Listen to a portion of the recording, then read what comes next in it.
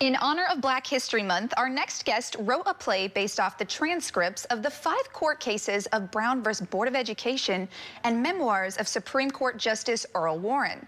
Joining us now to discuss this play and to give us a sneak peek is the playwright and director, Dr. Cindy Acker. Cindy, thank you so much for joining us here on Live in the Bay. Wonderful to be here. Oh, I'm so excited to talk about this play. First and foremost, I would love to know what inspired you to write this and create this so people can come and watch it. My mother was born in Topeka and said very little about school. And I knew that she didn't go very far in school, and I always wondered why, and why my father didn't either.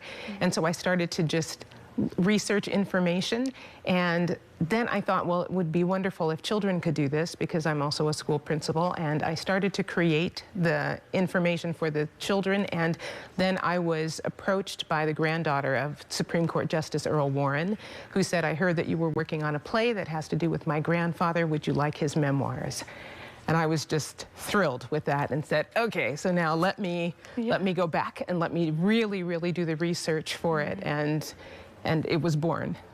Amazing. And for you personally, what did this mean to you to be able to tell this story here in the Bay Area and inform so many people of this history?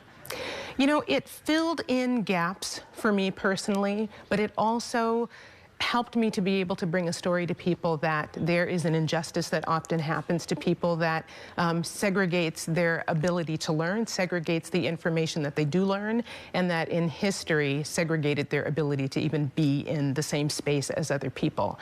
I went to Lowell High School in San Francisco, and I was one of just a handful of African-American students, and I felt that segregation. When I graduated from Lowell at 16, I didn't have the same counseling options that the other students did, and didn't know about how to go to a university, nor did my parents. Wow. And that kind of thing just continues to happen in history unless we recognize it and do something about it. Well, today we're going to learn and get a sneak peek of the play. So can you tell me about this first part? What are we going to be seeing today? Yes, what I did was to use the original transcripts from the court cases, because I felt that they could say more than I could, and that people needed to hear the words of the actual plaintiffs and witnesses, but there was information that needed to fit in, and so I used the memoirs of Earl Warren and the words of Thurgood Marshall in his closing arguments in the first case to fill in the gaps of things that people just really needed to hear, and so this is Thurgood.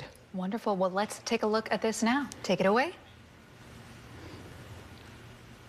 I got the feeling on hearing the discussion yesterday that when you put a white child in a school with a whole lot of colored children, the child would fall apart or something.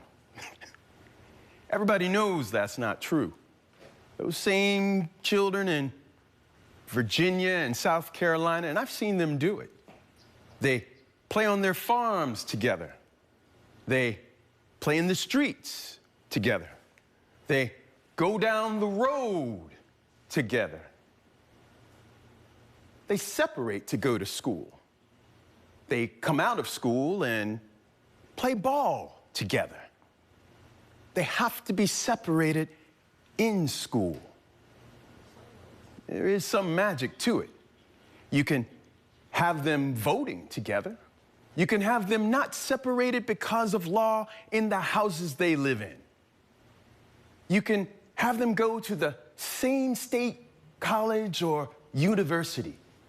But if they go to elementary or high school, the world would fall apart. Wow. So impactful. Tell me a little bit about why this piece, that specifically, was so important. Because people were afraid of their children at a very young age connecting with children of another color. They felt that that is where the beginnings of accepting children of other colors would be, and parents wanted to stop that. And that's why at the elementary level they didn't want their children to be together. And so Thurgood is giving the argument that they will see life with other children, and the world is not going to end because they're connecting with other children of different colors. And yet people screamed, they yelled, they picketed, they they attempted to burn houses just to keep their children separated from other children in school. Wow, and Thurgood's words still ring true today. This still applies in today's world, so I'm so glad you're bringing light to this in our world. Now, we are going to see another part of the play here in just a second, but I'd like to touch on the fact that you said you were also a principal, a teacher, an educator. So for you, when it comes to educating people on segregation from the past, how have you been able to do that throughout your career? I do it primarily with heads of schools to help them to understand how they need to design their curriculum and the things that they do in their schools. So we consider ourselves a social justice school, and we teach the children from the ground up about the importance of honoring and understanding other cultures. This week they're learning about Ruby Bridges, and they literally saw the segregation order was in 1954. Ruby Bridges was trying to go to school in 1960 and was still having trouble, and they said, wait a minute, why did this happen? Because there was a rule that was there, and it was because people didn't allow it. The ruling of Brown versus Board didn't stop segregation and hasn't stopped it yet. In Sausalito, they had a court injunction and just desegregated. The superintendent has done an incredible job of desegregating the school, but it happened in 2021. Wow, and that was literally just barely 2 years ago. Well, we are going to take another look, a sneak peek at the play again. Describe to me quickly this next piece that what we're expecting to see. This is the feeling of one of the plaintiffs, Silas Fleming, who was originally not going to speak and then decided that he wanted to be a part of what was going on because he felt it was critical that something change between children. And he speaks his heart. Well, let's take a look right now. Take it away. State your name to the court, please. Silas Hardrick Fleming. Where do you live, Mr. Fleming? 522 Liberty. Now, are you a parent of a child or children of school age? I am. What are there? Or how many? 2. And state to the court their ages. Well, 10 and 7. What school do they attend? Washington School. Do you know the approximate distance Washington is from your school?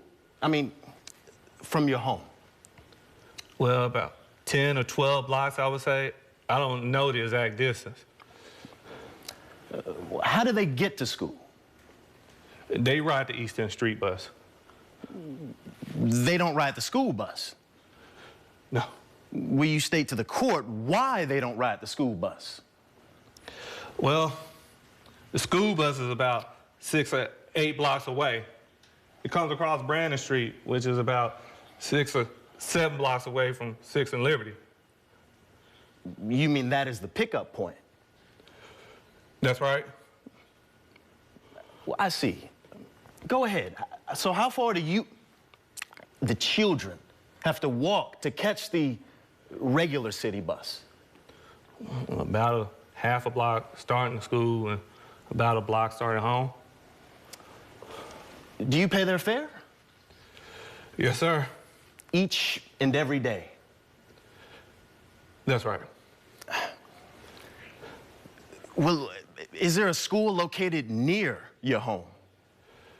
Yes, there's a school 2 blocks away from me and another one 4 or 5 blocks. They pass 2 schools going to their school. They pass 2 schools? 2 white schools, yes. What are the names of those 2 schools, if you know? Lafayette is one and Parkdale the other. Is there any other reason that you don't permit your children to ride the regular school bus? No. My only reason was that it's just about as far away from the school as it would be from the bus. I mean, it's only a few blocks away from the school to pick up the bus. I would ask this for a few minutes to explain why I got into the suit? What's all about it? We object to the voluntary statement. He wants to explain why he got in the other plaintiffs to bring this lawsuit. He has the right to do that. Didn't you consent to be part of this lawsuit? That's right. I want to tell the cause. And so you want to give us the reasons why you joined the lawsuit? That's right. Well, go ahead and tell us.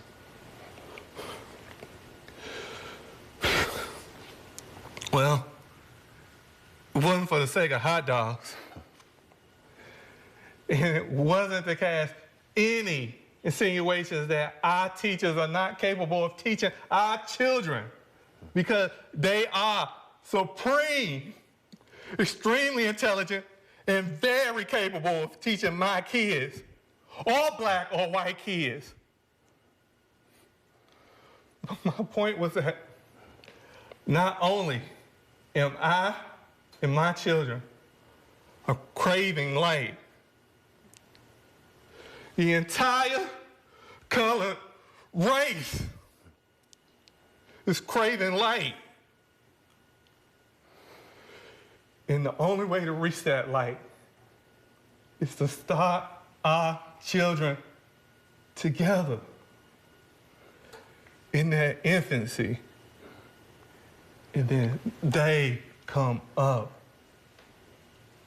together. You've given your reasons and explained it to the court. That was my reason. Thank you. Wow. Absolutely incredible. Two incredibly wonderful, impactful educational snippets of this play. We are so looking forward to this. Where can people catch this at? Unity in Palo Alto, in Palo Alto. And so if they go on the Unity in Palo Alto website, they can go through Eventbrite. And so far we're at about 300, and they're going to cap it soon, and there is no cost. We just want people to really see this play. Wonderful. Thank you so much, Cindy, for joining us here on Live in the Bay, and thank you so much to your entire group. We appreciate it. Absolutely.